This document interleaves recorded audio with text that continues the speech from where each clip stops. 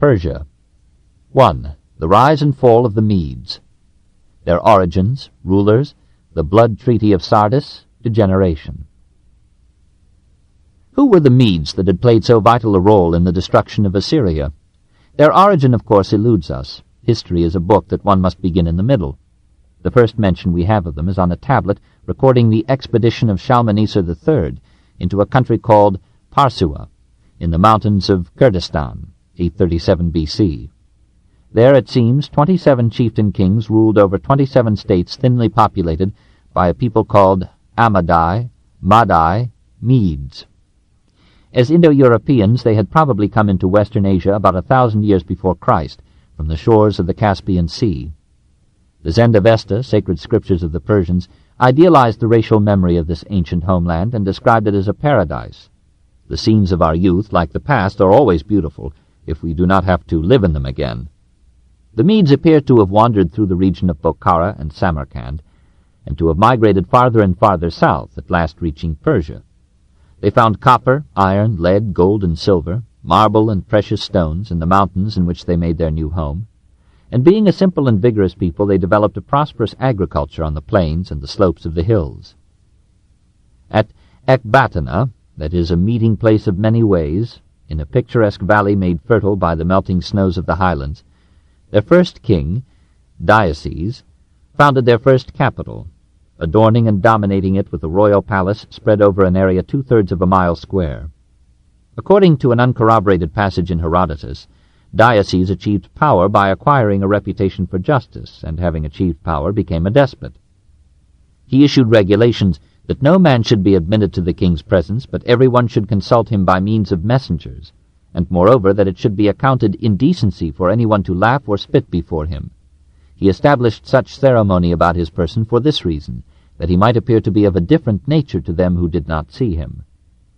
Under his leadership, the Medes, strengthened by their natural and frugal life, and hardened by custom and environment to the necessities of war, became a threat to the power of Assyria, which repeatedly invaded Media, thought it most instructively defeated, and found it in fact never tired of fighting for its liberty.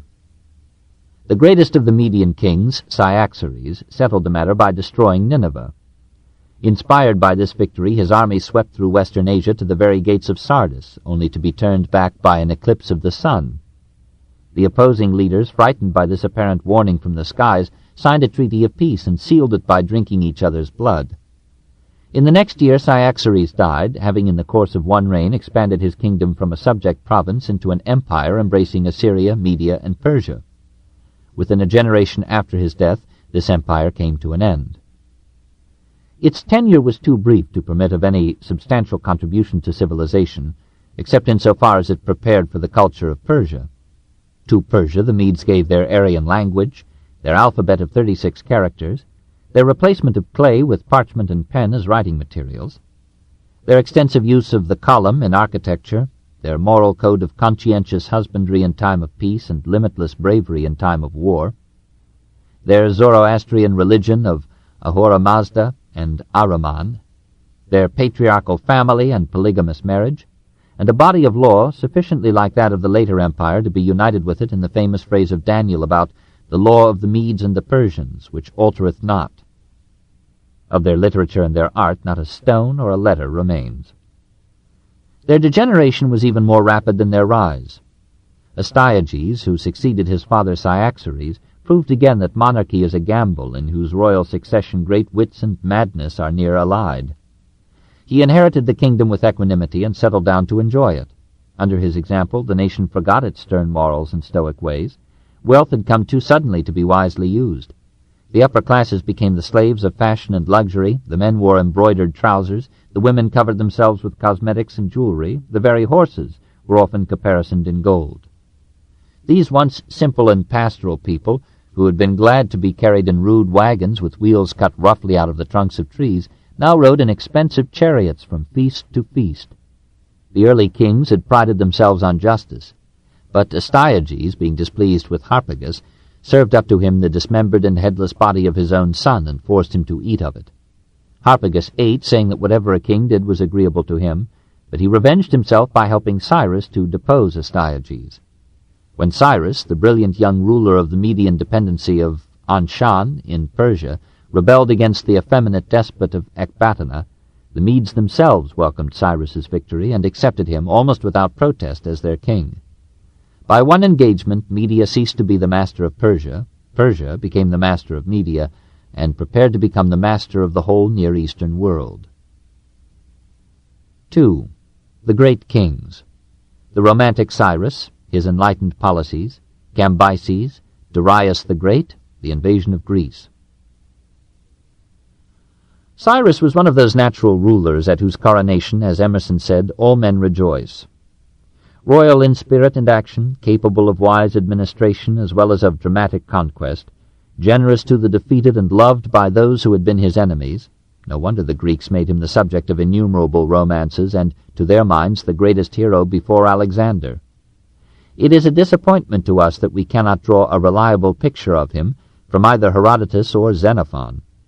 The former has mingled many fables with his history, while the other has made the Cyropedia, an essay on the military art, with incidental lectures on education and philosophy. At times Xenophon confuses Cyrus and Socrates. These delightful stories being put aside, the figure of Cyrus becomes merely an attractive ghost.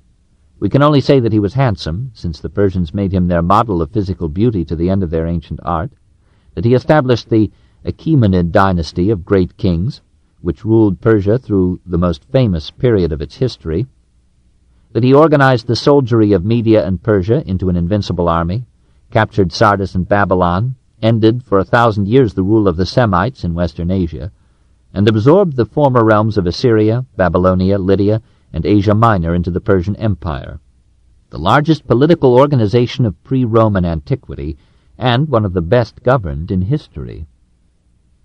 So far as we can visualize him through the haze of legend, he was the most amiable of conquerors, and founded his empire upon generosity. His enemies knew that he was lenient, and they did not fight him with that desperate courage which men show when their only choice is to kill or die. We have seen how, according to Herodotus, he rescued Croesus from the funeral pyre at Sardis, and made him one of his most honored counselors. We have seen how magnanimously he treated the Jews. The first principle of his policy was that the various peoples of his empire should be left free in their religious worship and beliefs, for he fully understood the first principle of statesmanship, that religion is stronger than the state. Instead of sacking cities and wrecking temples, he showed a courteous respect for the deities of the conquered, and contributed to maintaining their shrines. Even the Babylonians, who had resisted him so long, warmed towards him when they found him preserving their sanctuaries and honoring their pantheon. Wherever he went in his unprecedented career, he offered pious sacrifice to the local divinities. Like Napoleon, he accepted indifferently all religions and, with much better grace, humored all the gods. Like Napoleon, too, he died of excessive ambition. Having won all the Near East, he began a series of campaigns aimed to free Media and Persia from the inroads of Central Asia's nomadic barbarians. He seems to have carried these excursions as far as the Jaxartes on the north and India on the east. Suddenly, at the height of his curve, he was slain in battle with the Massigitai, an obscure tribe that peopled the southern shores of the Caspian Sea. Like Alexander, he conquered an empire but did not live to organize it. One great defect had sullied his character, occasional and incalculable cruelty. It was inherited, unmixed with Cyrus's generosity, by his half-mad son. Cambyses began by putting to death his brother and rival, Smerdis.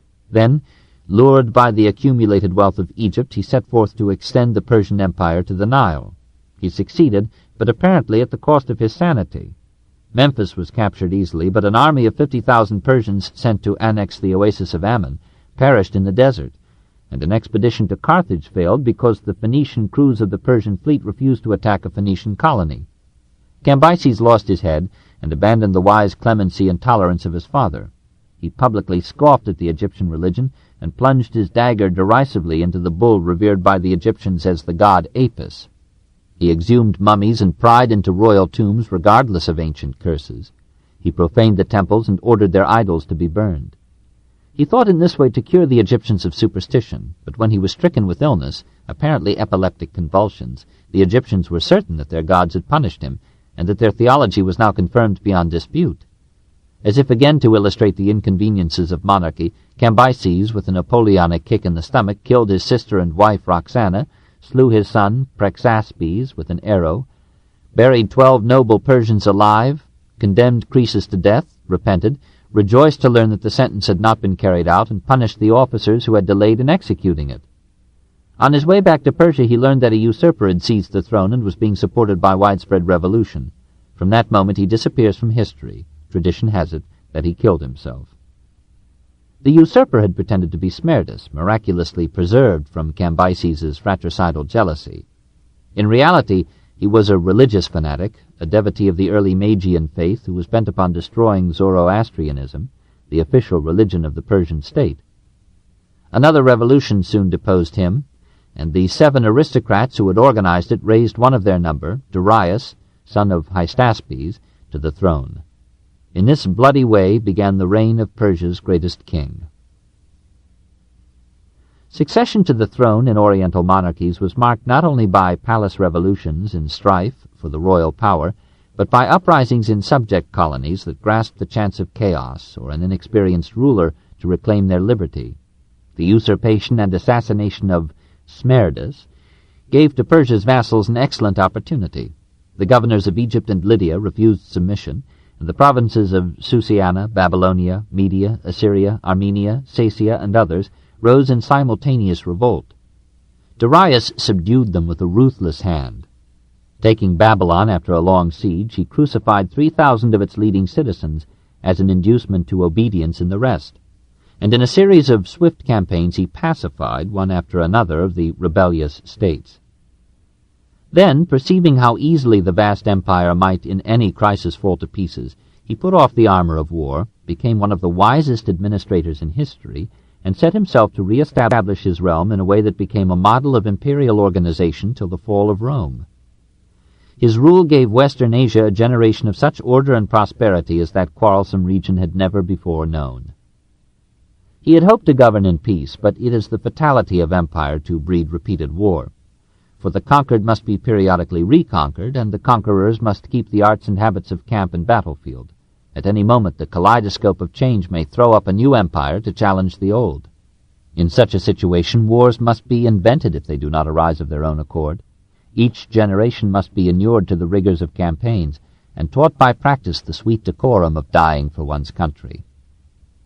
Perhaps it was in part for this reason that Darius led his armies into southern Russia, across the Bosporus and the Danube to the Volga, to chastise the marauding Scythians, and again across Afghanistan and 100 mountain ranges into the valley of the Indus, adding thereby extensive regions and millions of souls and rupees to his realm.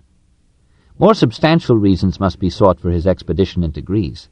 Herodotus would have us believe that Darius entered upon this historic faux pas because one of his wives, Atassa, teased him into it in bed. But it is more dignified to believe that the king recognized in the Greek city-states and their colonies a potential empire or an actual confederacy dangerous to the Persian mastery of Western Asia.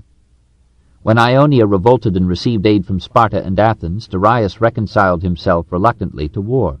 All the world knows the story of his passage across the Aegean, the defeat of his army at Marathon, and his gloomy return to Persia.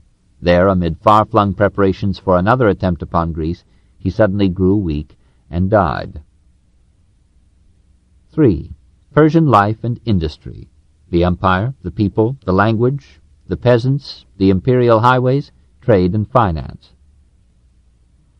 At its greatest extent, under Darius, the Persian Empire included 20 provinces or satrapies, embracing Egypt, Palestine, Syria, Phoenicia, Lydia, Phrygia, Ionia, Cappadocia, Cilicia, Armenia, Assyria, the Caucasus, Babylonia, Media, Persia, the modern Afghanistan and Baluchistan, India west of the Indus, Sogdiana, Bactria, and the regions of the Masagitai and other Central Asiatic tribes. Never before had history recorded so extensive an area brought under one government. Persia itself, which was to rule these 40 million souls for 200 years, was not at that time the country now known to us as Persia, and to its inhabitants as Iran. It was that smaller tract immediately east of the Persian Gulf, known to the ancient Persians as Pars, and to the modern Persians as Fars or Farsistan. Composed almost entirely of mountains and deserts, poor in rivers, subject to severe winters and hot, arid summers, it could support its 2 million inhabitants only through such external contributions as trade or conquest might bring. Its race of hardy mountaineers came like the Medes of Indo-European stock, perhaps from South Russia, and its language and early religion reveal its close kinship with those Aryans who crossed Afghanistan to become the ruling caste of northern India. Darius I, in an inscription at Naksh-i-Rustam, described himself as a Persian, the son of a Persian, an Aryan of Aryan descent. The Zoroastrians spoke of their primitive land as Aryana Vaijo, the Aryan home. Strabo applied the name Aryana to what is now called by essentially the same word, Iran. The Persians were apparently the handsomest people of the ancient Near East. The monuments picture them as erect and vigorous, made hardy by their mountains and yet refined by their wealth, with a pleasing symmetry of features, an almost Greek straightness of nose, and a certain nobility of countenance and carriage. They adopted for the most part the Median dress and later the Median ornaments. They considered it indecent to reveal more than the face. Clothing covered them from turban, fillet, or cap to sandals or leather shoes. Triple drawers, a white undergarment of linen, a double tunic with sleeves hiding the hands, and a girdle at the waist kept the population warm in winter and hot in summer. The king distinguished himself with embroidered trousers of a crimson hue and saffron-buttoned shoes. The dress of the women differed from that of the men only in a slit at the breast. The men wore long beards and hung their hair in dark curls, or, later, covered it with wigs. In the wealthier days of the empire, men as well as women made much use of cosmetics. Creams were employed to improve the complexion, and coloring matter was applied to the eyelids to increase the apparent size and brilliance of the eyes. A special class of adorners, called kosmetai by the Greeks, arose as beauty experts to the aristocracy. The Persians were connoisseurs in scents and were believed by the ancients to have invented cosmetic creams. The king never went to war without a case of costly unguents to ensure his fragrance in victory or defeat. Many languages have been used in the long history of Persia. The speech of the court and the nobility in the days of Darius I was Old Persian, so closely related to Sanskrit that evidently both were once dialects of an older tongue and were cousins to our own. Old Persian developed on the one hand into Zend, the language of the Zend-Avesta, and on the other hand into Pahlavi, a Hindu tongue from which has come the Persian language of today. When the Persians took to writing, they adopted the Babylonian cuneiform for their inscriptions and the Aramaic alphabetic script for their documents. They simplified the unwieldy syllabary of the Babylonians from 300 characters to 36 signs, which gradually became letters instead of syllables and constituted a cuneiform alphabet. Writing, however, seemed to the Persians an effeminate amusement, for which they could spare little time from love, war, and the chase. They did not condescend to produce literature. The common man was contentedly illiterate and gave himself completely to the culture of the soil. The Zend-Avesta exalted agriculture as the basic and noblest occupation of mankind, pleasing above all other labors to Ahura Mazda, the supreme god. Some of the land was tilled by peasant proprietors who occasionally joined several families in agricultural cooperatives to work extensive areas together.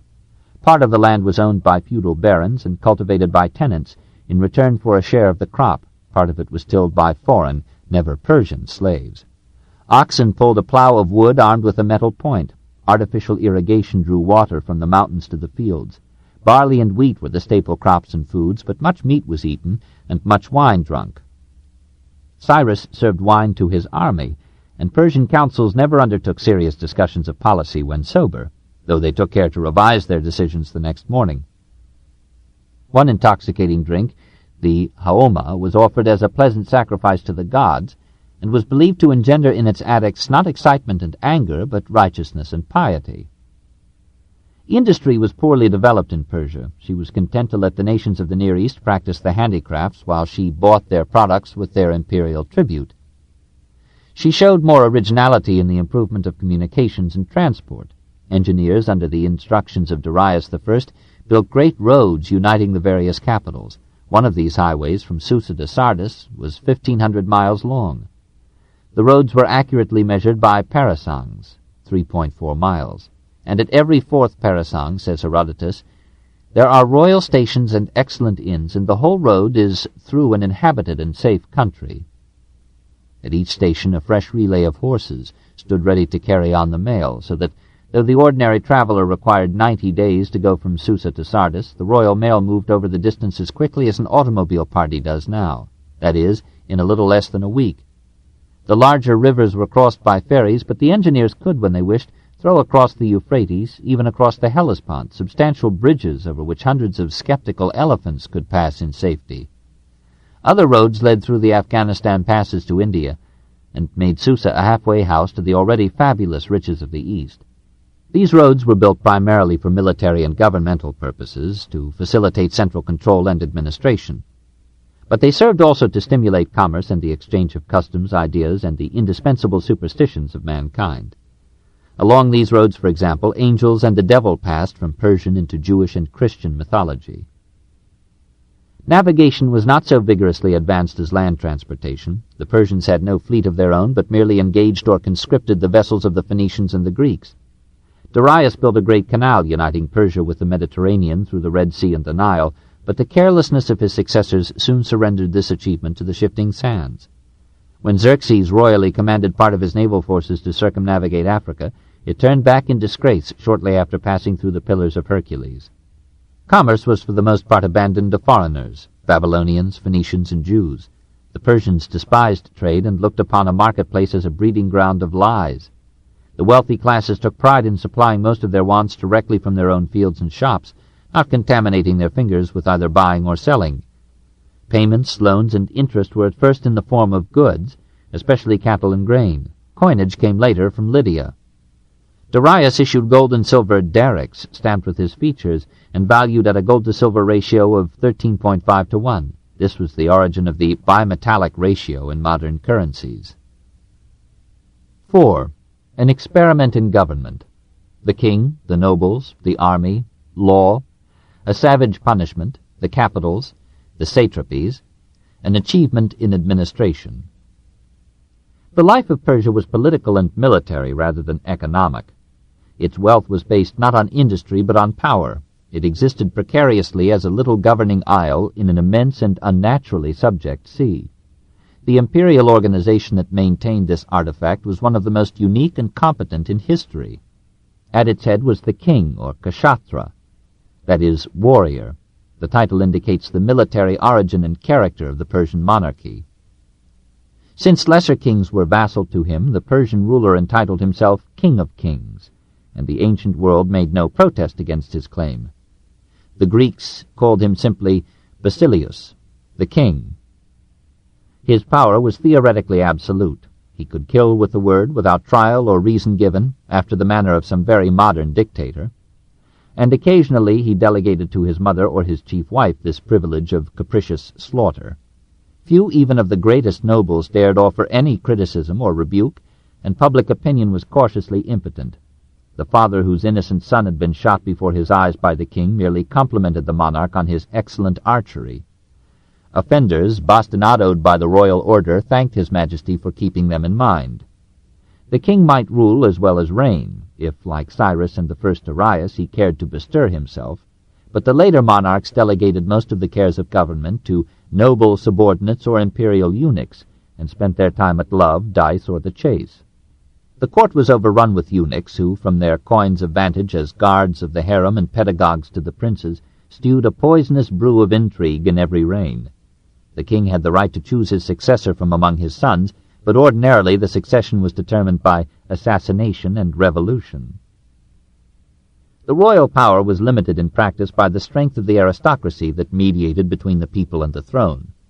It was a matter of custom that the 6 families of the men who had shared with Darius I the dangers of the revolt against false Smerdis should have exceptional privileges and be consulted in all matters of vital interest. Many of the nobles attended court and served as a council for whose advice the monarch usually showed the highest regard. Most members of the aristocracy were attached to the throne by receiving their estates from the king. In return, they provided him with men and materials when he took the field. Within their fiefs they had almost complete authority, levying taxes, enacting laws, executing judgment, and maintaining their own armed forces.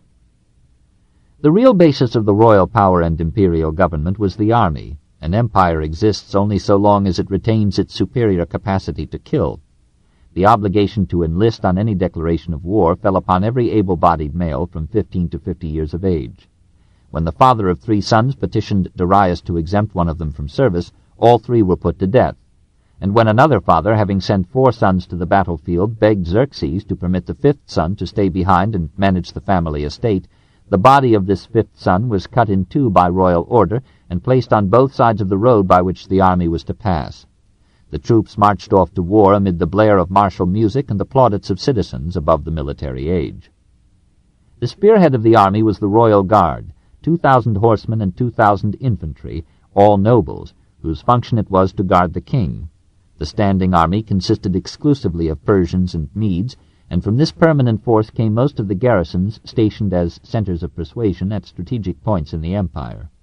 The complete force consisted of levies from every subject nation, each group with its own distinct language, weapons, and habits of war. Its equipment and retinue was as varied as its origin: bows and arrows, scimitars, javelins, daggers, pikes, slings, knives, shields, helmets, leather cuirasses, coats of mail, horses, elephants, heralds, scribes, eunuchs, prostitutes, concubines, and chariots armed on each hub with great steel scythes. The whole mass, though vast in number and amounting in the expedition of Xerxes to 1,800,000 men, never achieved unity, and at the first sign of a reverse it became a disorderly mob. It conquered by mere force of numbers, by an elastic capacity for absorbing casualties. It was destined to be overthrown as soon as it should encounter a well-organized army speaking one speech and accepting one discipline. This was the secret of Marathon and Plataea. In such a state the only law was the will of the king and the power of the army. No rights were sacred against these, and no precedents could avail except an earlier decree of the king. For it was a proud boast of Persia that its laws never changed, and that a royal promise or decree was irrevocable. In his edicts and judgments the king was supposed to be inspired by the god Ahura Mazda himself. Therefore the law of the realm was the divine will, and any infraction of it was an offense against the deity. The king was the supreme court, but it was his custom to delegate this function to some learned elder in his retinue. Below him was a high court of justice with 7 members, and below this were local courts scattered through the realm. The priests formulated the law, and for a long time acted as judges. In later days laymen, even lay women, sat in judgment. Bail was accepted in all but the most important cases, and a regular procedure of trial was followed. The court occasionally decreed rewards as well as punishments, and in considering a crime weighed against it the good record and services of the accused. The law's delays were mitigated by fixing a time limit for each case, and by proposing to all disputants an arbitrator of their own choice, who might bring them to a peaceable settlement. As the law gathered precedence and complexity, a class of men arose called speakers of the law, who offered to explain it to litigants and help them conduct their cases. Oaths were taken, and use was occasionally made of the ordeal. Bribery was discouraged by making the tender or acceptance of it a capital offense. Cambyses improved the integrity of the courts by causing an unjust judge to be flayed alive, and using his skin to upholster the judicial bench, to which he then appointed the dead judge's son. Minor punishments took the form of flogging, from 5 to 200 blows with a horsewhip. The poisoning of a shepherd dog received 200 strokes, manslaughter 90. The administration of the law was partly financed by commuting stripes into fines at the rate of 6 rupees to a stripe. More serious crimes were punished with branding, maiming, mutilation, blinding, imprisonment, or death.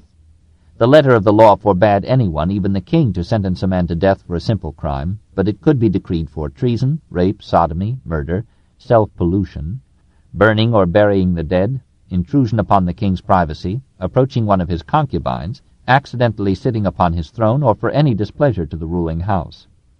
Death was procured in such cases by poisoning, impaling, crucifixion, hanging, usually with the head down, stoning, burying the body up to the head, crushing the head between huge stones, smothering the victim in hot ashes, or by the incredibly cruel rite called the boats.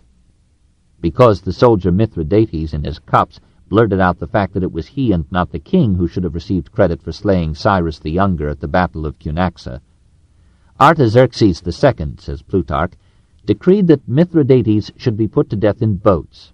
which execution is after the following manner. Taking 2 boats framed exactly to fit and answer each other, they lay down in one of them the malefactor that suffers upon his back, then covering it with the other, and so setting them together that the head, hands, and feet of him are left outside, and the rest of his body lies shut up within, they offer him food, and if he refuse to eat it, they force him to do it by pricking his eyes. Then, after he has eaten, they drench him with a mixture of milk and honey, pouring it not only into his mouth but all over his face. They then keep his face continually turned toward the sun, and it becomes completely covered up and hidden by the multitude of flies that settle upon it. And as within the boats he does what those that eat and drink must do, creeping things and vermin spring out of the corruption of the excrement, and these entering into the bowels of him, his body is consumed. When the man is manifestly dead, the uppermost boat being taken off, they find his flesh devoured, and swarms of such noisome creatures preying upon, and, as it were, growing to his innards. In this way Mithridates, after suffering for 17 days, at last expired. Some of these barbarous punishments were bequeathed to the invading Turks of a later age and passed down into the heritage of mankind. With these laws and this army, the king sought to govern his 20 satrapies from his many capitals, originally Pasargadae, occasionally Persepolis, in summer Ecbatana, usually Susa. Here in the ancient capital of Elam, the history of the ancient Near East came full circle, binding the beginning and the end. Susa had the advantage of inaccessibility and the disadvantages of distance. Alexander had to come 2,000 miles to take it, but it had to send its troops 1,500 miles to suppress revolts in Lydia or Egypt. Ultimately, the great roads merely paved the way for the physical conquest of Western Asia by Greece and Rome, and the theological conquest of Greece and Rome by Western Asia. The empire was divided into provinces or satrapies for convenience of administration and taxation. Each province was governed in the name of the king of kings, sometimes by a vassal prince, ordinarily by a satrap, ruler, royally appointed for as long a time as he could retain favor at the court. To keep the satraps in hand, Darius sent to each province a general to control its armed forces independently of the governor, and to make matters trebly sure he appointed in each province a secretary, independent of both satrap and general, to report their behavior to the king. As a further precaution, an intelligence service known as the King's Eyes and Ears might appear at any moment to examine the affairs, records, and finances of the province. Sometimes the satrap was deposed without trial, sometimes he was quietly poisoned by his servants at the order of the king. Underneath the satrap and the secretary was a horde of clerks who carried on so much of the government as had no direct need of force. This body of clerks carried over from one administration to another, even from reign to reign. The king dies, but the bureaucracy is immortal. Salaries of these provincial officials were paid not by the king but by the people whom they ruled. The remuneration was ample enough to provide the satraps with palaces, harems, and extensive hunting parks to which the Persians gave the historic name of paradise. In addition, each satrapy was required to send the king, annually, a fixed amount of money and goods by way of taxation. India sent 4,680 talents, Assyria and Babylonia 1,000, Egypt 700, the 4 satrapies of Asia Minor 1,760, etc., making a total of some 14,560 talents, variously estimated as equivalent to from $160 to $218 million a year. Furthermore, each province was expected to contribute to the king's needs in goods and supplies. Egypt had to furnish corn annually for 120,000 men. The Medes provided 100,000 sheep, the Armenians 30,000 foals, the Babylonians 500 young eunuchs. Other sources of wealth swelled the central revenue to such a point that when Alexander captured the Persian capitals after 150 years of Persian extravagance, after 100 expensive revolts and wars, and after Darius III had carried off 8,000 talents with him in his flight, he found 180,000 talents left in the royal treasuries, some $2,700,000,000.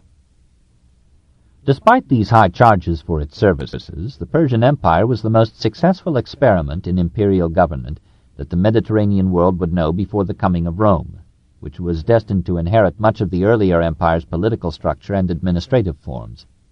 The cruelty and dissipation of the later monarchs, the occasional barbarism of the laws, and the heavy burdens of taxation were balanced, as human governments go, by such order and peace as made the provinces rich despite these levies, and by such liberty as only the most enlightened empires have accorded to subject states. Each region retained its own language, laws, customs, morals, religion, and coinage, and sometimes its native dynasty of kings. Many of the tributary nations, like Babylonia, Phoenicia, and Palestine, were well satisfied with the situation, and suspected that their own generals and tax-gatherers would have plucked them even more ferociously. Under Darius I, the Persian Empire was an achievement in political organization. Only Trajan, Hadrian, and the Antonines would equal it. 5. Zarathustra. The coming of the prophet, Persian religion before Zarathustra, the Bible of Persia, Ahura Mazda, the good and the evil spirits, their struggle for the possession of the world. Persian legend tells how, many hundreds of years before the birth of Christ, a great prophet appeared in Aryana-Vaijo, the ancient home of the Aryans. His people called him Zarathustra, but the Greeks, who could never bear the orthography of the barbarians patiently, called him Zoroastres. His conception was divine. His guardian angel entered into an haoma plant, and passed with its juice into the body of a priest as the latter offered divine sacrifice. At the same time, a ray of heaven's glory entered the bosom of a maid of noble lineage. The priest espoused the maid, the imprisoned angel mingled with the imprisoned ray, and Zarathustra began to be. He laughed aloud on the very day of his birth, and the evil spirits that gather around every life fled from him in tumult and terror. Out of his great love for wisdom and righteousness, he withdrew from the society of men, and chose to live in a mountain wilderness on cheese and the fruits of the soil. The devil tempted him, but to no avail. His breast was pierced with a sword, and his entrails were filled with molten lead. He did not complain, but clung to his faith in Ahura Mazda, the Lord of Light, as supreme God. Ahura Mazda appeared to him and gave into his hands the Avesta, or book of knowledge and wisdom, and bade him preach it to mankind.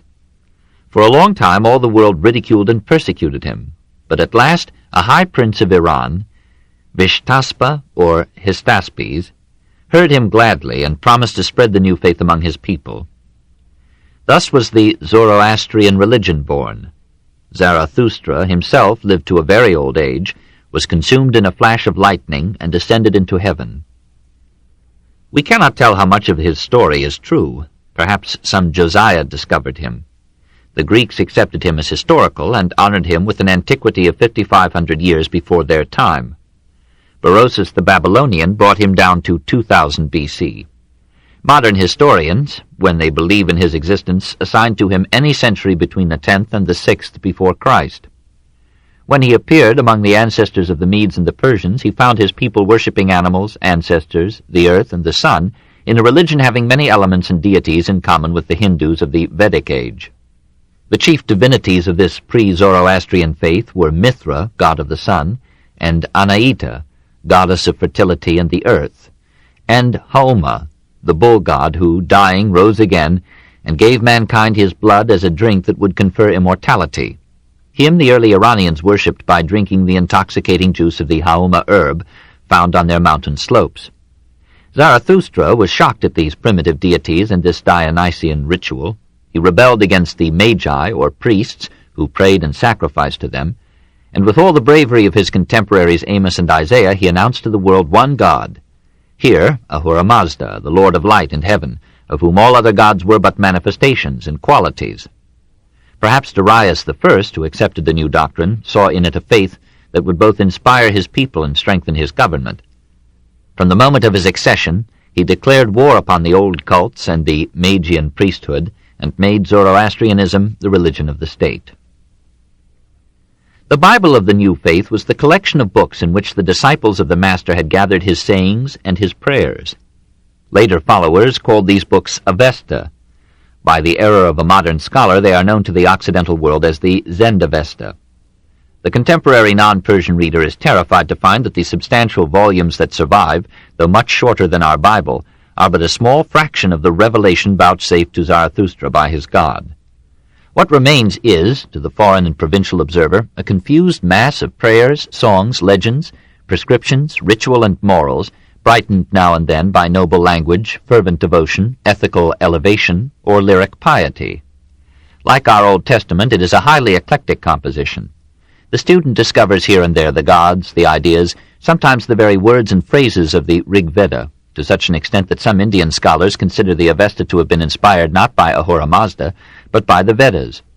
At other times one comes upon passages of ancient Babylonian provenance, such as the creation of the world in 6 periods, the heavens, the waters, the earth, plants, animals, man, the descent of all men from 2 first parents, the establishment of an earthly paradise, the discontent of the Creator with his creation and his resolve to destroy all but a remnant of it by a flood. But the specifically Iranian elements suffice abundantly to characterize the whole.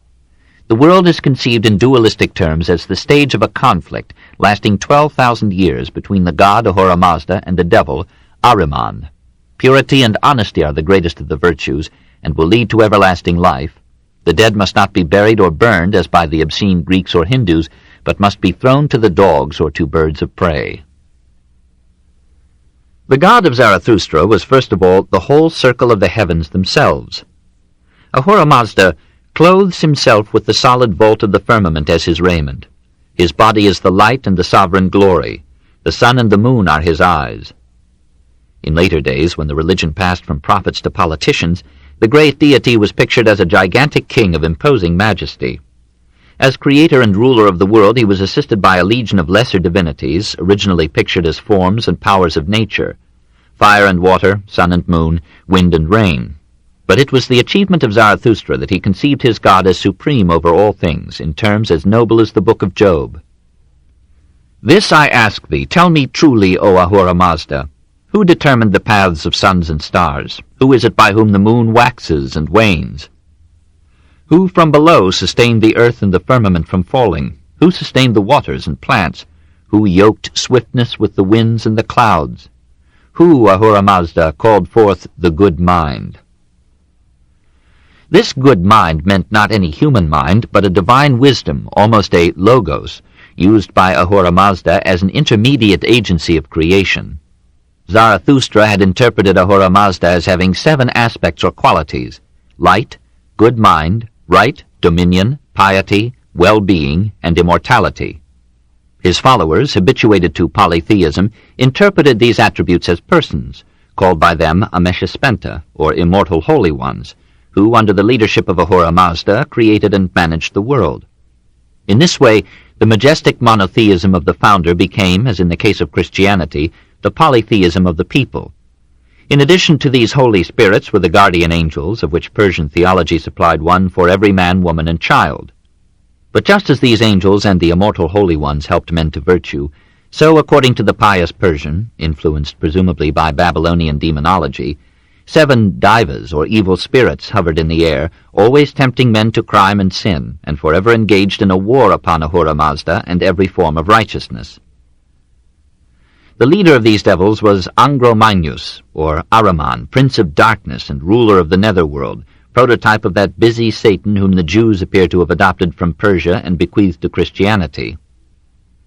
It was Ahriman, for example, who had created serpents, vermin, locusts, ants, winter, darkness, crime, sin, sodomy, menstruation, and the other plagues of life. And it was these inventions of the devil that had ruined the paradise in which Ahura Mazda had placed the first progenitors of the human race. Zarathustra seems to have regarded these evil spirits as spurious deities, popular and superstitious incarnations of the abstract forces that resist the progress of man. His followers, however, found it easier to think of them as living beings, and personified them in such abundance that in after times the devils of Persian theology were numbered in millions. As this system of belief came from Zarathustra, it bordered upon monotheism. Even with the intrusion of Ahriman and the evil spirits, it remained as monotheistic as Christianity was to be, with its Satan, its devils, and its angels. Indeed, one hears in early Christian theology as many echoes of Persian dualism as of Hebrew Puritanism or Greek philosophy. The Zoroastrian conception of God might have satisfied as particular a spirit as Matthew Arnold. Ahura Mazda was the sum total of all those forces in the world that make for righteousness, and morality lay in cooperation with those forces. Furthermore, there was in this dualism a certain justice to the contradictoriness and perversity of things, which monotheism never provided. And though the Zoroastrian theologians, after the manner of Hindu mystics and scholastic philosophers, sometimes argued that evil was unreal, they offered in effect a theology well adapted to dramatize for the average mind the moral issues of life. The last act of the play, they promised, would be, for the just man, a happy ending, after 4 epochs of 3,000 years each, in which Ahura Mazda and Ahriman would alternately predominate. The forces of evil would be finally destroyed. Right would triumph everywhere, and evil would forever cease to be. Then all good men would join Ahura Mazda in paradise, and the wicked would fall into a gulf of outer darkness, where they would feed on poison eternally. 6. Zoroastrian ethics. Man is a battlefield, the undying fire, hell, purgatory, and paradise, the cult of Mithra, the Magi, the Parsees. By picturing the world as the scene of a struggle between good and evil, the Zoroastrians established in the popular imagination a powerful supernatural stimulus and sanction for morals. The soul of man, like the universe, was represented as a battleground of beneficent and maleficent spirits. Every man was a warrior, whether he liked it or not, in the army of either the Lord or the devil. Every act or omission advanced the cause of Ahura Mazda or of Ahriman. It was an ethic even more admirable than the theology, if men must have supernatural supports for their morality. It gave to the common life a dignity and significance grander than any that could come to it from a worldview that looked upon man, in medieval phrase, as a helpless worm, or in modern terms as a mechanical automaton. Human beings were not, to Zarathustra's thinking, mere pawns in this cosmic war. They had free will, since Ahura Mazda wished them to be personalities in their own right. They might freely choose whether they would follow the light or the lie. For Ahriman was the living lie, and every liar was his servant. Out of this general conception emerged a detailed but simple code of morals, centered about the golden rule. That nature alone is good, which shall not do unto another whatever is not good unto its own self. Man's duty, says the Avesta, is threefold: to make him who is an enemy a friend, to make him who is wicked righteous, and to make him who is ignorant learned. The greatest virtue is piety. Second only to that is honor and honesty in action and speech. Interest was not to be charged to Persians, but loans were to be looked upon as almost sacred. The worst sin of all, in the Avestan as in the Mosaic Code, is unbelief.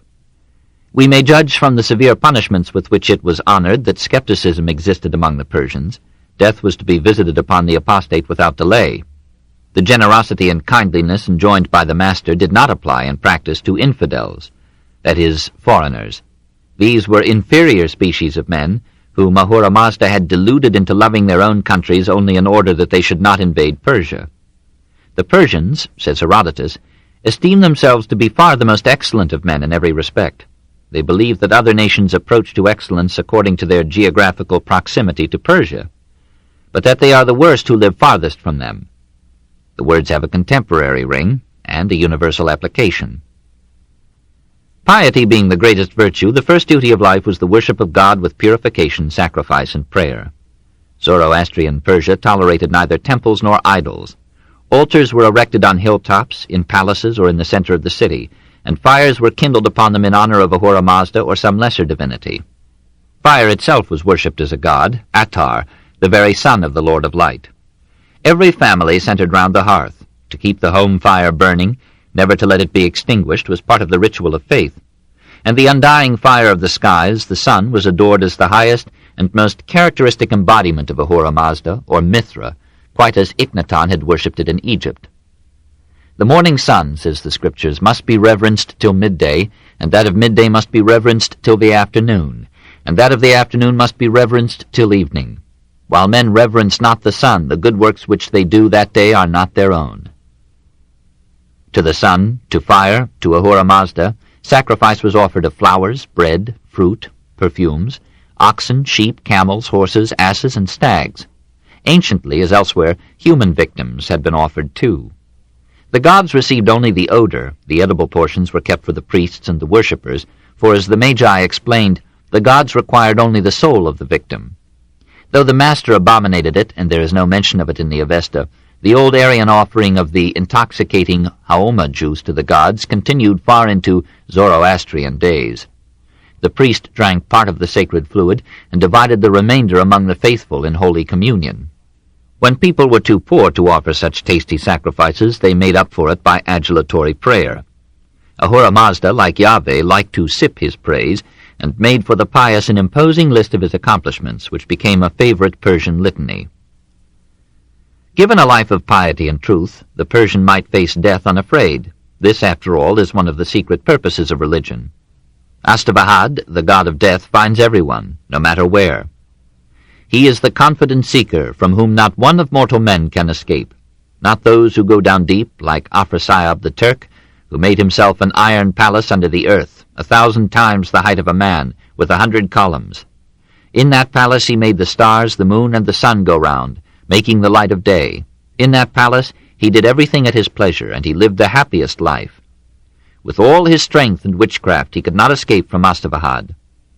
Nor he who dug this wide round earth with extremities that lie afar, like Dahak, who went from the east to the west searching for immortality and did not find it. With all his strength and power he could not escape from Astavahad. To everyone comes the unseen, deceiving Astavahad, who accepts neither compliments nor bribes, who is no respecter of persons, and ruthlessly makes men perish. And yet, for it is in the nature of religion to threaten and terrify as well as to console, the Persian could not look upon death unafraid unless he had been a faithful warrior in Ahura Mazda's cause.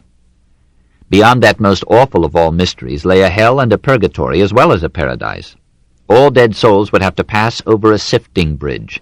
The good soul would come on the other side to the abode of song, where it would be welcomed by a young maiden radiant and strong, with well-developed bust, and would live in happiness with Ahura Mazda to the end of time. But the wicked soul, failing to get across, would fall into as deep a level of hell as was adjusted to its degree of wickedness. This hell was no mere Hades, to which, as in earlier religions, all the dead descended, whether good or bad. It was an abyss of darkness and terror, in which condemned souls suffered torments to the end of the world. If a man's virtues outweighed his sins, he would endure the cleansing of a temporary punishment. If he had sinned much but had done good works, he would suffer for only 12,000 years, and then would rise into heaven. Already, the good Zoroastrians tell us, the divine consummation of history approaches. The birth of Zarathustra began the last world epoch of 3,000 years. After 3 prophets of his seed have, at intervals, carried his doctrine throughout the world, the last judgment will be pronounced. The kingdom of Ahura Mazda will come, and Ahriman and all the forces of evil will be utterly destroyed. Then all good souls will begin life anew in a world without evil, darkness, or pain. The dead shall rise, life shall return to the bodies, and they shall breathe again. The whole physical world shall become free from old age and death, from corruption and decay, forever and ever. Here again, as in the Egyptian Book of the Dead, we hear the threat of that awful last judgment which seems to have passed from Persian to Jewish eschatology in the days of the Persian ascendancy in Palestine. It was an admirable formula for frightening children into obeying their parents. Since one function of religion is to ease the difficult and necessary task of disciplining the young by the old, we must grant to the Zoroastrian priests a fine professional skill in the brewing of theology. All in all, it was a splendid religion, less warlike and bloody, less idolatrous and superstitious than the other religions of its time, and it did not deserve to die so soon. For a while, under Darius I, it became the spiritual expression of a nation at its height. But humanity loves poetry more than logic, and without a myth the people perish. Underneath the official worship of Ahura Mazda, the cult of Mithra and Anaita, god of the sun and goddess of vegetation and fertility, generation and sex, continued to find devotees, and in the days of Artaxerxes II their names began to appear again in the royal inscriptions. Thereafter Mithra grew powerfully in favor, and Ahura Mazda faded away until, in the first centuries of our era, the cult of Mithra as a divine youth of beautiful countenance, with a radiant halo over his head as a symbol of his ancient identity with the sun, spread throughout the Roman Empire, and shared in giving Christmas to Christianity. Christmas was originally a solar festival, celebrating at the winter solstice, about December 22nd, the lengthening of the day and the triumph of the sun over his enemies.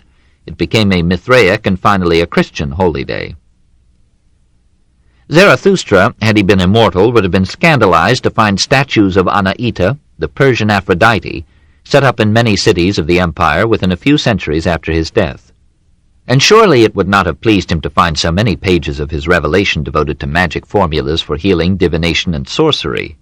After his death, the old priesthood of wise men, or Magi, conquered him as priesthoods conquer in the end every vigorous rebel or heretic, by adopting and absorbing him into their theology. They numbered him among the Magi and forgot him. By an austere and monogamous life, by 1,000 precise observances of sacred ritual and ceremonial cleanliness, by abstention from flesh food, and by a simple and unpretentious dress, the Magi acquired, even among the Greeks, a high reputation for wisdom, and among their own people an almost boundless influence. The Persian kings themselves became their pupils, and took no step of consequence without consulting them. The higher ranks among them were sages, the lower were diviners and sorcerers, readers of stars and interpreters of dreams. The very word magic is taken from their name.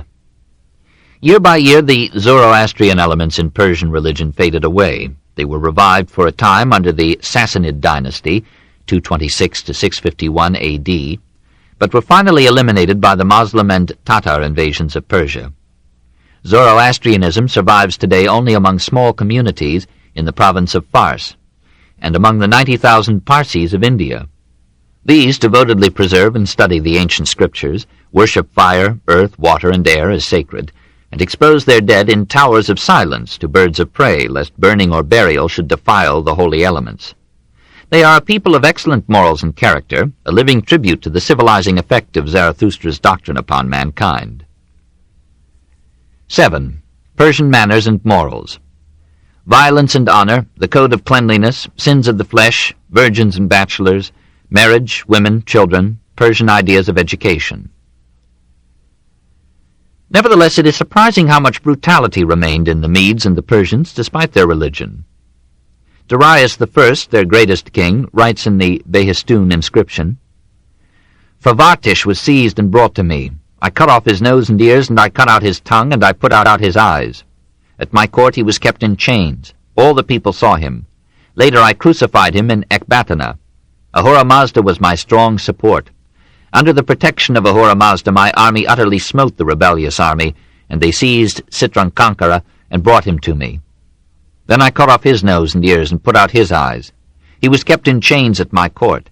All the people saw him. Afterwards I crucified him." The murders retailed in Plutarch's life of Artaxerxes II offer a sanguinary specimen of the morals of the later courts. Traitors were dealt with without sentiment. They and their leaders were crucified, their followers were sold as slaves, their towns were pillaged, their boys were castrated, the girls were sold into harems. But it would be unfair to judge the people from their kings. Virtue is not news, and virtuous men, like happy nations, have no history. Even the kings showed on occasion a fine generosity, and were known among the faithless Greeks for their fidelity. A treaty made with them could be relied upon, and it was their boast that they never broke their word. It is a testimony to the character of the Persians that whereas anyone could hire Greeks to fight Greeks, it was rare indeed that a Persian could be hired to fight Persians. Manners were milder than the blood and iron of history would suggest. The Persians were free and open in speech, generous, warm-hearted, and hospitable. Etiquette was almost as punctilious among them as with the Chinese. When equals met, they embraced and kissed each other on the lips. To persons of higher rank they made a deep obeisance. To those of lower rank they offered the cheek. To commoners they bowed. They thought it unbecoming to eat or drink anything in the street, or publicly to spit or blow the nose. Until the reign of Xerxes, the people were abstemious in food and drink, eating only 1 meal per day, and drinking nothing but water. Cleanliness was rated as the greatest good after life itself. Good works done with dirty hands were worthless. For while one doth not utterly destroy corruption, germs, there is no coming of the angels to his body. Severe penalties were decreed for those who spread contagious diseases. On festal occasions the people gathered together all clothed in white. The Avestan code, like the Brahmin and the Mosaic, heaped up ceremonial precautions and ablutions. Great arid tracts of the Zoroastrian scriptures are given over to wearisome formulas for cleansing the body and the soul. Parings of nails, cuttings of hair, and exhalations of the breath were marked out as unclean things, which the wise Persian would avoid unless they had been purified. The code was again Judaically stern against the sins of the flesh. Onanism was to be punished with flogging, and men and women guilty of sexual promiscuity or prostitution ought to be slain even more than gliding serpents, than howling wolves. That practice kept its usual distance from precept appears from an item in Herodotus. To carry off women by violence the Persians think is the act of wicked men, but to trouble oneself about avenging them when so carried off is the act of foolish men, and to pay no regard to them when carried off is the act of wise men, for it is clear that if they had not been willing, they could not have been carried off. He adds elsewhere that the Persians have learnt from the Greeks a passion for boys, and though we cannot always trust this supreme reporter, we send some corroboration of him in the intensity with which the Avesta excoriates sodomy. For that deed, it says again and again, there is no forgiveness. Nothing can wash it away. Virgins and bachelors were not encouraged by the code, but polygamy and concubinage were allowed. A military society has use for many children. The man who has a wife, says the Avesta, is far above him who lives in continence. He who keeps a house is far above him who has none. He who has children is far above him who has none. He who has riches is far above him who has none. These are criteria of social standing fairly common among the nations. The family is ranked as the holiest of all institutions. O maker of the material world, Zarathustra asks Ahura Mazda, thou Holy One, which is the second place where the earth feels most happy? And Ahura Mazda answers him, it is the place whereon one of the faithful erects a house with a priest within, with cattle, with a wife, with children, and good herds within. And wherein afterwards the cattle continue to thrive, the wife to thrive, the child to thrive, the fire to thrive, and every blessing of life to thrive.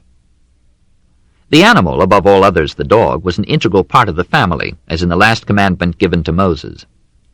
The nearest family was enjoined to take in and care for any homeless pregnant beast. Severe penalties were prescribed for those who fed unfit food to dogs or served them their food too hot, and 1,400 stripes were the punishment for smiting a bitch which has been covered by 3 dogs. The bull was honored for his procreative powers, and prayer and sacrifice were offered to the cow. Matches were arranged by the parents on the arrival of their children at puberty. The range of choice was wide, for we hear of the marriage of brother and sister, father and daughter, mother and son. Concubines were for the most part a luxury of the rich. The aristocracy never went to war without them. In the later days of the empire, the king's harem contained from 329 to 360 concubines, for it had become a custom that no woman might share the royal couch twice, unless she was overwhelmingly beautiful. In the time of the prophet, the position of woman in Persia was high, as ancient manners went. She moved in public freely and unveiled. She owned and managed property, and could, like most modern women, direct the affairs of her husband in his name or through his pen. After Darius, her status declined, especially among the rich. The poorer women retained their freedom of movement because they had to work, but in other cases the seclusion always enforced in the menstrual periods was extended to the whole social life of woman, and laid the foundations of the Moslem institution of Persia. Upper-class women could not venture out except in curtained litters, and were not permitted to mingle publicly with men. Married women were forbidden to see even their nearest male relatives, such as their fathers or brothers. Women are never mentioned or represented in the public inscriptions and monuments of ancient Persia. Concubines had greater freedom, since they were employed to entertain their masters' guests. Even in the later reigns women were powerful at the court, rivaling the eunuchs in the persistence of their plotting and the kings in the refinements of their cruelty. Statira was a model queen to Artaxerxes II, but his mother, Persian, poisoned her out of jealousy, encouraged the king to marry his own daughter, Atossa, played dice with him for the life of a eunuch, and winning had him flayed alive. When Artaxerxes ordered the execution of a Carian soldier, Persian bettered his instructions by having the man stretched upon the rack for 10 days, his eyes torn out, and molten lead poured into his ears until he died. Children as well as marriage were indispensable to respectability. Sons were highly valued as economic assets to their parents and military assets to the king. Girls were regretted, for they had to be brought up for some other man's home and profit. Men do not pray for daughters, said the Persians, and angels do not reckon them among their gifts to mankind. The king annually sent gifts to every father of many sons, as if in advance payment for their blood. Fornication, even adultery, might be forgiven if there was no abortion. Abortion was a worse crime than the others and was to be punished with death. One of the ancient commentaries, the Bundahish, specifies means for avoiding conception, but warns the people against them. On the nature of generation, it is said in Revelation that a woman, when she cometh out from menstruation during 10 days and nights, when they go near unto her, readily becometh pregnant. The child remained under the care of the women till 5, and under the care of his father from 5 to 7. At 7 he went to school. Education was mostly confined to the sons of the well-to-do and was usually administered by priests. Classes met in the temple or the home of the priest. It was a principle never to have a school meet near a marketplace, lest the atmosphere of lying, swearing, and cheating that prevailed in the bazaars should corrupt the young. The texts were the Avesta and its commentaries. The subjects were religion, medicine, or law. The method of learning was by commission to memory and by the rote recitation of long passages. Boys of the unpretentious classes were not spoiled with letters, but were taught only 3 things: to ride a horse, to use the bow, and to speak the truth. Higher education extended to the age of 20 or 24 among the sons of the aristocracy. Some were especially prepared for public office or provincial administration. All were trained in the art of war. The life in these higher schools was arduous. The students rose early, ran great distances, rode difficult horses at high speed, swam, hunted, pursued thieves, sowed farms, planted trees, made long marches under a hot sun or in bitter cold, and learned to bear every change and rigor of climate, to subsist on coarse foods, and to cross rivers while keeping their clothes and armor dry. It was such a schooling as would have gladdened the heart of Friedrich Nietzsche in those moments when he could forget the bright and varied culture of ancient Greece. 8. Science and art. Medicine, minor arts, the tombs of Cyrus and Darius, the palaces of Persepolis, the frieze of the archers, estimate of Persian art. The Persians seem to have deliberately neglected to train their children in any other art than that of life. Literature was a delicacy for which they had small use. Science was a commodity which they could import from Babylon. They had a certain relish for poetry and romantic fiction, but they left these arts to hirelings and inferiors, preferring the exhilaration of keen-witted conversation to the quiet and solitary pleasures of reading and research. Poetry was sung rather than read, and perished with the singers. Medicine was at first a function of the priests, who practiced it on the principle that the devil had created 99,999 diseases, which should be treated by a combination of magic and hygiene. They resorted more frequently to spells than to drugs, on the ground that the spells, though they might not cure the illness, would not kill the patient, which was more than could be said for the drugs.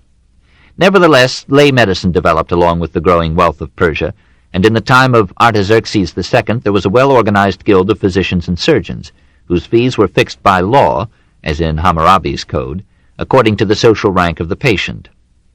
Priests were to be treated free, and just as among ourselves the medical novice practices for a year or two, as intern, upon the bodies of the immigrant and the poor, so among the Persians a young physician was expected to begin his career by treating infidels and foreigners. The Lord of Light himself had decreed it. O Maker of the material world, thou Holy One, if a worshipper of God wish to practice the art of healing, on whom shall he first prove his skill? On the worshippers of Ahura Mazda, or on the worshippers of the Daivas, the evil spirits? Ahura Mazda made answer and said, On worshippers of the Daivas shall he prove himself rather than on worshippers of God. If he treat with the knife a worshipper of the Daivas, and he die, if he treat with the knife a second worshipper of the Daivas, and he die, if he treat with the knife a third worshipper of the Daivas, and he die, he is unfit forever and ever. Let him never attend any worshipper of God.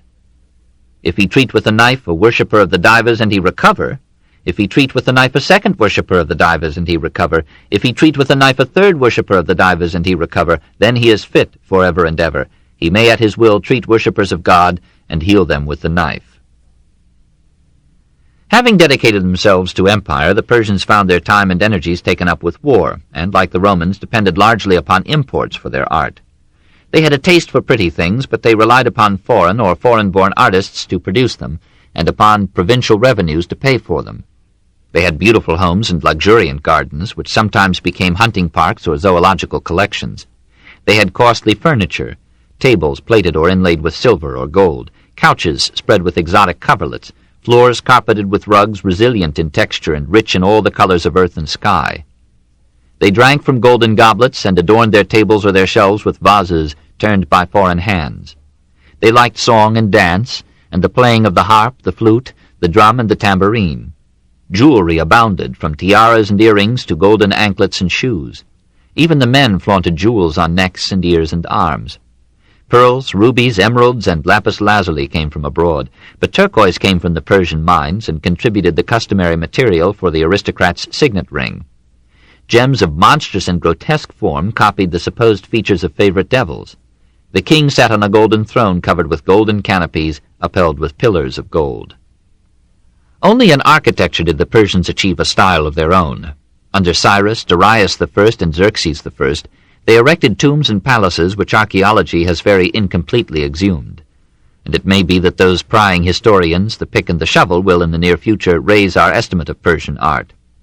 At Pasargadae, Alexander spared for us with characteristic graciousness the tomb of Cyrus I.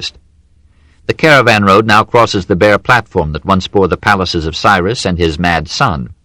Of these nothing survives except a few broken columns here and there, or a door jamb bearing the features of Cyrus in bas-relief.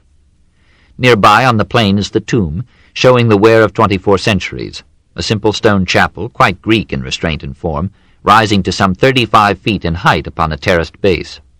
Once, surely, it was a loftier monument with some fitting pedestal. Today it seems a little bare and forlorn, having the shape but hardly the substance of beauty. The cracked and ruined stones merely chasten us with the quiet permanence of the inanimate. Far south at Nakshi Rustam, near Persepolis, is the tomb of Darius I, cut like some Hindu chapel into the face of the mountain rock. The entrance is carved to simulate a palace facade, with 4 slender columns about a modest portal. Above it, as if on a roof, figures representing the subject peoples of Persia support a dais on which the king is shown worshipping Ahura Mazda and the moon. It is conceived and executed with aristocratic refinement and simplicity. The rest of such Persian architecture as has survived the wars, raids, thefts, and weather of 2 millenniums is composed of palace ruins. At Ecbatana, the early kings built a royal residence of cedar and cypress, plated with metal, which still stood in the days of Polybius, circa 150 BC, but of which no sign remains. The most imposing relics of ancient Persia, now rising day by day out of the grasping and secretive earth, are the stone steps, platform, and columns at Persepolis. For there each monarch from Darius onward built a palace to defer the oblivion of his name. The great external stairs that mounted from the plain to the elevation on which the buildings rested were unlike anything else in architectural records, derived presumably from the flights of steps that approached and encircled the Mesopotamian ziggurats. They had nevertheless a character specifically their own, so gradual in ascent and so spacious that 10 horsemen could mount them abreast. They must have formed a brilliant approach to the vast platform, 20 to 50 feet high, 1,500 feet long, and 1,000 feet wide, that bore the royal palaces. Underneath the platform ran a complicated system of drainage tunnels, 6 feet in diameter, often drilled through the solid rock. Where the 2 flights of steps, coming from either side, met at their summit, stood a gateway or propylaeum, flanked by winged and human-headed bulls in the worst Assyrian style. At the right stood the masterpiece of Persian architecture, the Chehil Minar, or Great Hall of Xerxes I, covering, with its roomy antechambers, an area of more than 100,000 square feet, vaster, if size mattered, than vast Karnak or any European cathedral except Milan's. Another flight of steps led to this great hall. These stairs were flanked with ornamental parapets, and their supporting sides were carved with the finest bas-reliefs yet discovered in Persia. 13 of the once 72 columns of Xerxes' palace stand among the ruins, like palm trees in some desolate oasis. And these marble columns, though mutilated, are among the nearly perfect works of man. They are slenderer than any columns of Egypt or Greece, and rise to the unusual height of 64 feet. Their shafts are fluted with 48 small grooves. Their bases resemble bells overlaid with inverted leaves. Their capitals, for the most part, take the form of floral, almost Ionic volutes, surmounted by the forequarters of 2 bulls or unicorns, upon whose necks, joined back to back, rested the crossbeam or architrave. This was surely of wood, for such fragile columns so wide apart could hardly have supported a stone entablature. The door jambs and window frames were of ornamented black stone that shone like ebony. The walls were of brick, but they were covered with enameled tiles painted in brilliant panels of animals and flowers. The columns, pilasters, and steps were of fine white limestone or hard blue marble. Behind or east of this Chehil Minar rose the Hall of 100 Columns. Nothing remains of it but 1 pillar and the outlines of the general plan. Possibly these palaces were the most beautiful ever erected in the ancient or modern world. At Susa, the Artaxerxes I and II built palaces of which only the foundations survive. They were constructed of brick, redeemed by the finest glazed tiles known. From Susa comes the famous frieze of the archers, probably the faithful immortals who guarded the king. The stately bowmen seemed dressed rather for court ceremony than for war. Their tunics resound with bright colors, their hair and beards are wondrously curled, Their hands bear proudly and stiffly their official staffs. In Susa, as in the other capitals, painting and sculpture were dependent arts serving architecture, and the statuary was mostly the work of artists imported from Assyria, Babylonia, and Greece. One might say of Persian art, as perhaps of nearly every art, that all the elements of it were borrowed. The tomb of Cyrus took its form from Lydia, the slender stone columns improved upon the like pillars of Assyria, the colonnades and bas-reliefs acknowledged their inspiration from Egypt, the animal capitals were an infection from Nineveh and Babylon.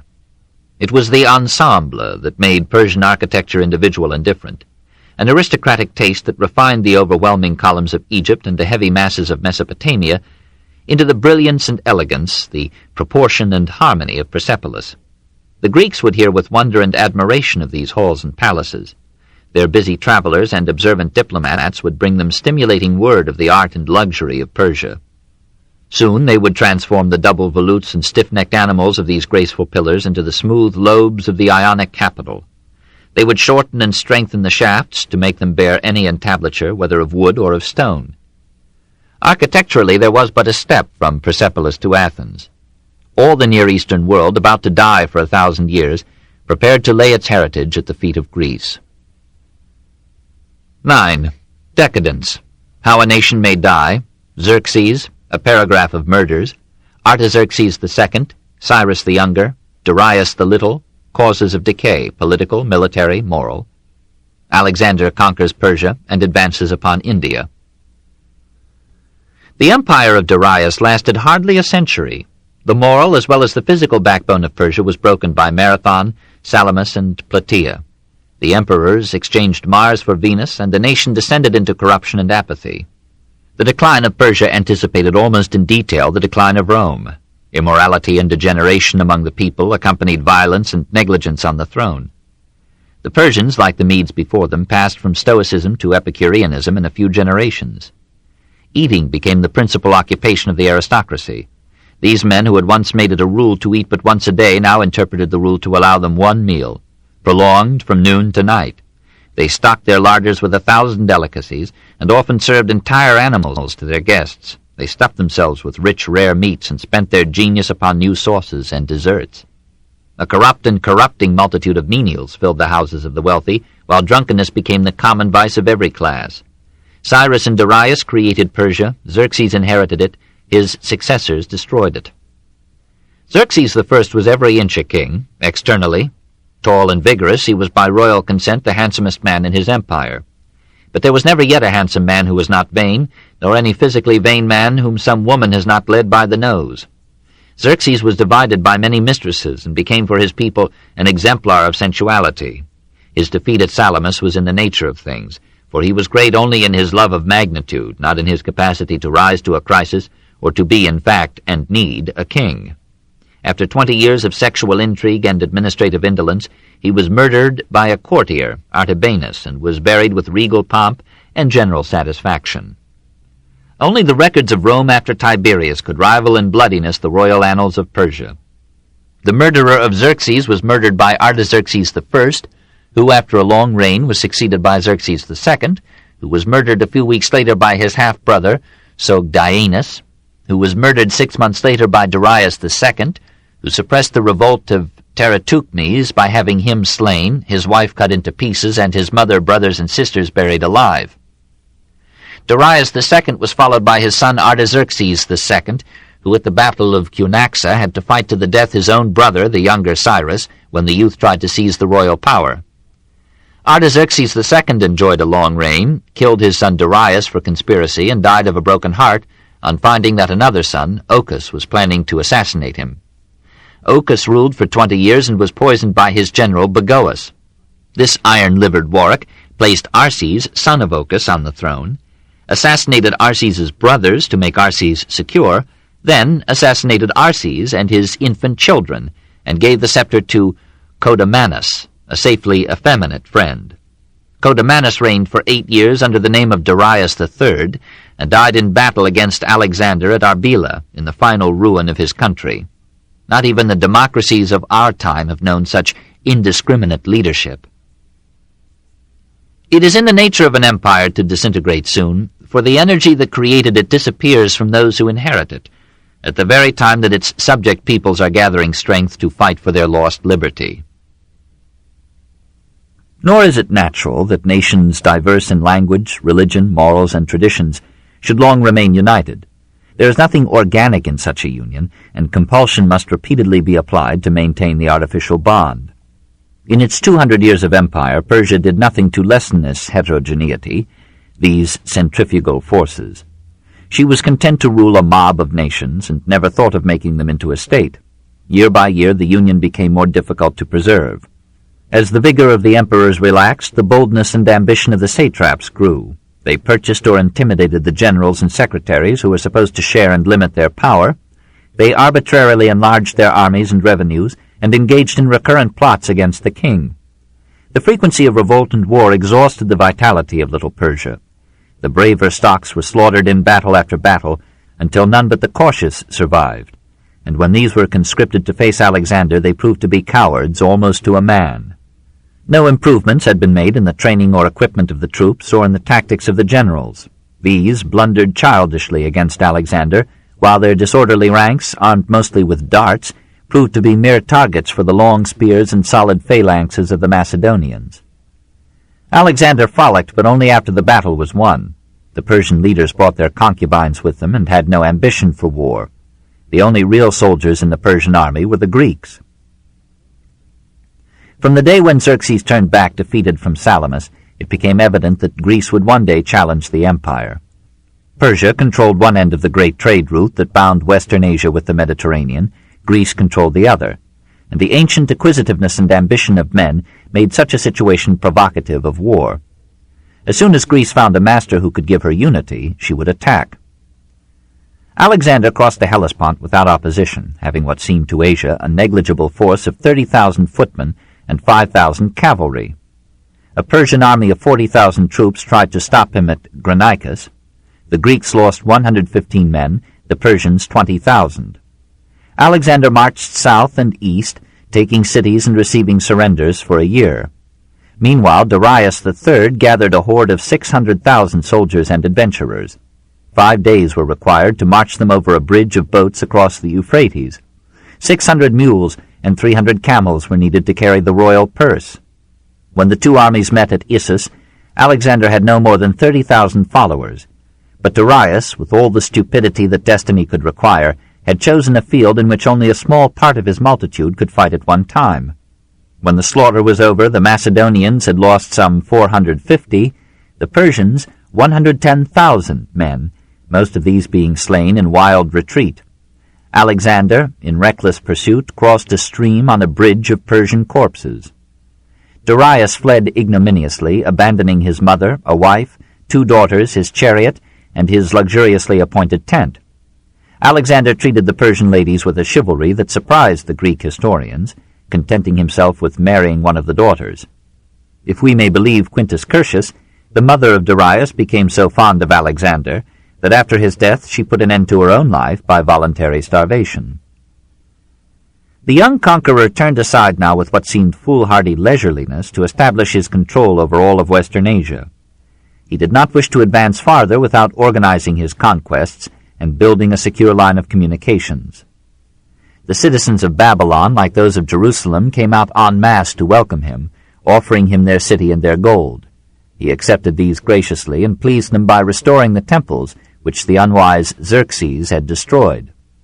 Darius sent him a proposal of peace, saying that he would give Alexander 10,000 talents for the safe return of his mother, his wife, and his children, would offer him his daughter in marriage, and would acknowledge his sovereignty over all Asia west of the Euphrates, if only Alexander would end the war and become his friend. Parmenio, second in command among the Greeks, said that if he were Alexander he would be glad to accept such happy terms, and avoid with honor the hazard of some disastrous defeat. Alexander remarked that he would do likewise, if he were Parmenio. Being Alexander, he answered Darius that his offer meant nothing, since he, Alexander, already possessed such parts of Asia as Darius proposed to cede to him, and could marry the daughter of the emperor when he pleased. Darius, despairing of peace with so reckless a logician, turned unwillingly to the task of collecting another and larger force. Meanwhile, Alexander had taken Tyre and annexed Egypt. Now he marched back across the great empire, straight to its distant capitals. In 20 days from Babylon his army reached Susa, and took it without resistance. Thence it advanced so quickly to Persepolis that the guards of the royal treasury had no time to secrete its funds. There Alexander committed one of the most unworthy acts of his incredible career. Against the council of Parmenio, and we are told to please the courtesan Thais, he burned the palaces of Persepolis to the ground and permitted his troops to loot the city.